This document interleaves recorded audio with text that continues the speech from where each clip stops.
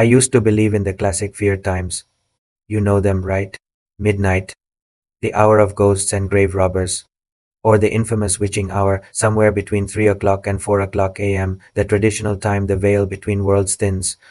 That's when every horror movie sets its big, clumsy jump scares. The time no one wants to be awake for, but trust me when I tell you this. Those hours. They are emitters.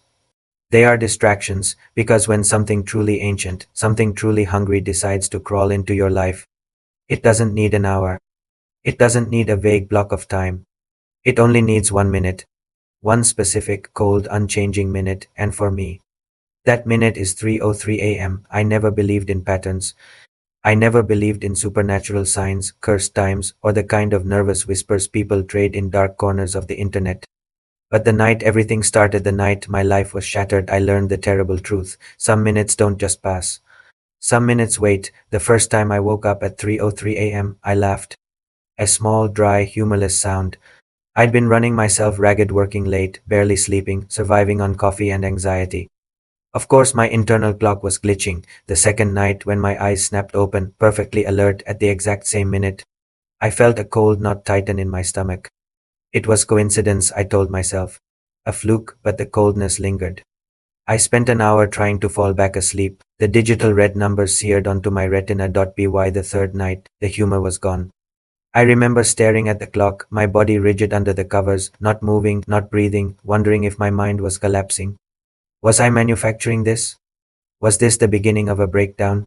Every muscle in my body felt primed for an impact that never came. Hold on, the sound of the deep, unnaturally slow breathing, but it was the fourth night. The fourth night is when the world tilted and everything I knew about reality began to bleed away. I opened my eyes and the air itself felt heavy, viscous. It wasn't scary, not yet. It was something worse, wrong, a profound, indescribable wrongness, like the room had forgotten how to exist properly. A physical pressure settled on my chest, like the entire apartment had stopped breathing just for me. Then came the silence. The kind of silence that feels alive, pressing against your eardrums until they ache. It wasn't the absence of sound. It was the presence of quiet. I tried to sit up. The thought was instantly met with resistance. It was like invisible ropes, cold and impossibly strong, tightening around my limbs, my torso, my neck. My body was frozen. Locked in place, my brain screamed. My throat gave out nothing, and for the very first time I understood the true terror of sleep paralysis.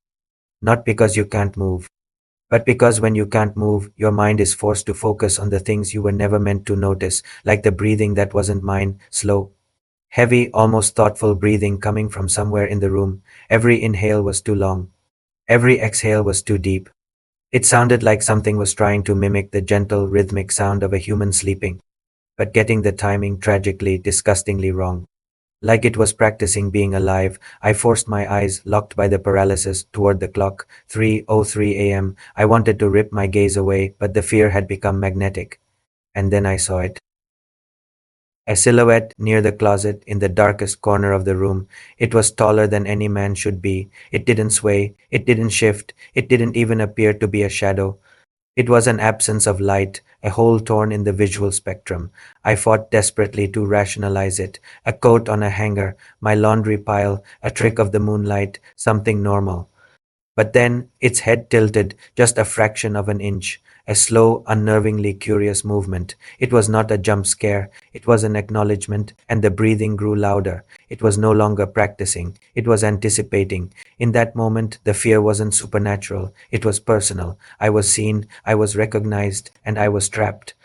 I woke up the next morning, gasping for air, a ragged, choking sound. I was drenched in a sickeningly cold sweat. The clock read 7:46 a.m. The room was normal, no shadow, no breathing, but the corner where the figure had stood.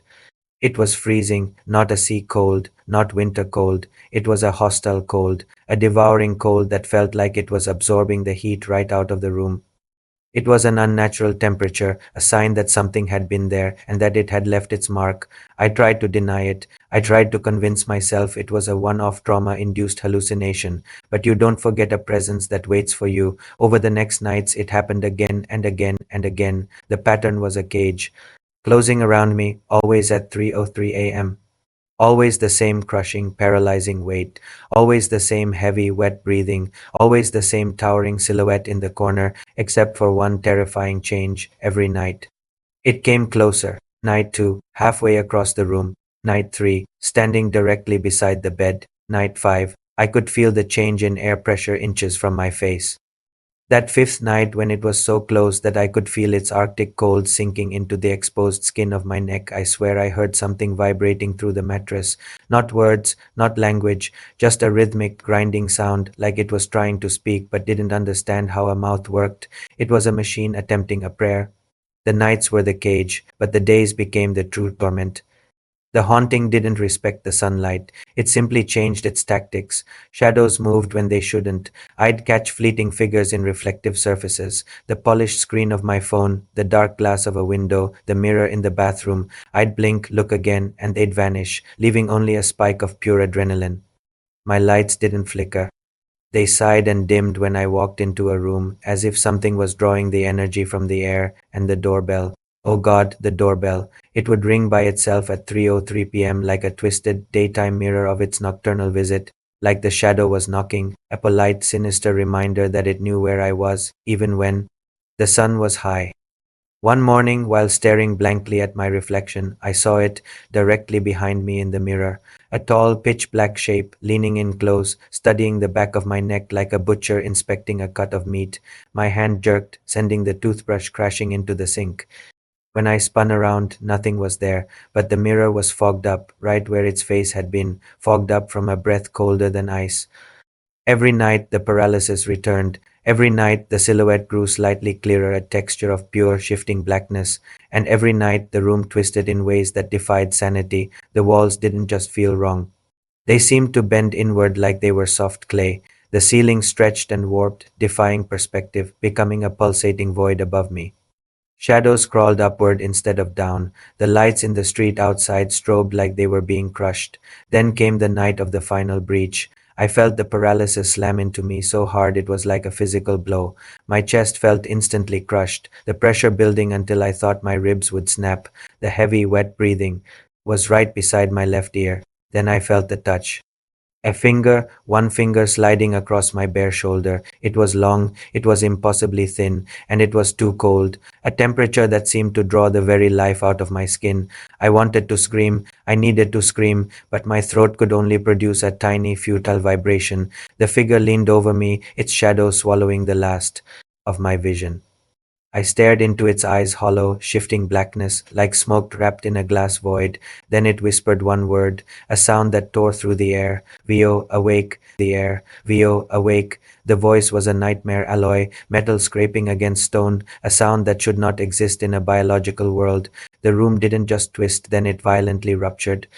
The walls stretched outward like fabric tearing. The ceiling pulsed, a vast heart of darkness. The lights exploded into blinding, terrifying strobes, and the figure. It fractured. It split into multiple smaller, flailing shapes, then instantly merged again, a fluid, impossible geometry of shadow. They rushed toward me, a wave of suffocating, intelligent darkness. A sudden, ear-shattering sound of glass shattering and a scream that cuts off.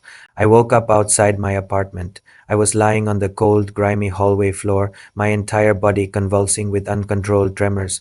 My door was wide open, and inside, long, thick black smudges streaked across the hardwood floor like something had crawled or been dragged. I moved in with a friend the next morning. It felt like I had escaped. I slept like a human being again. But the next morning, when I picked up my phone, my hands began to tremble. The lock screen showed the time of the last touch, 3:03 a.m. I never remembered waking up. Then I saw the notification, a video file recorded while I slept 9 seconds long. I opened it. The first 7 seconds were darkness and faint, metallic crackling. At second 8, something leaned into the camera so close that the entire screen filled with those hollow, shifting black eyes. The last second captured its voice, a chilling, triumphant sound. Vio, you moved, but time doesn't. I dropped the phone. The shock didn't wear off. That was last night, and right now I'm sitting in my friend's living room, telling myself I'm safe. But something is wrong, something is chillingly familiar. A sudden, aggressive chill just swept through the hallway, so cold it felt like a knife blade. My phone vibrated on the couch. I picked it up with shaking hands. The time changed, 3:02 a.m. Something is breathing outside the room. I have 1 minute left, 60 seconds, 1 minute until 3:03, 1 minute until everything that has been stalking me finds me again, 1 minute until the minute that doesn't pass arrives. If this recording ends abruptly, you'll know what happened because the breathing is right outside the door now and the clock just changed to 3:03. VO slightly softer breathy if you're still here. If you made it all the way to the end, then you know this isn't just a story, this is a broadcast from the edge of control. Maybe you felt something like this too, something you couldn't explain, something that woke you when you shouldn't have been awake, something that watched you when you couldn't move. If you've ever experienced anything like this, any nightmare, any shadow, any moment that made your blood turn to ice, you can share it in the comments below. Tell me your minute. Your story might just become the next video. And if you want to keep the shadows talking, if you need more real nightmares, more true style encounters, more stories that stay with you long after the screen goes dark, make sure to like this video, comment your experience, and most importantly, hit that subscribe button and turn on the notification bell. It helps more than you think, and it makes the shadows a little less silent.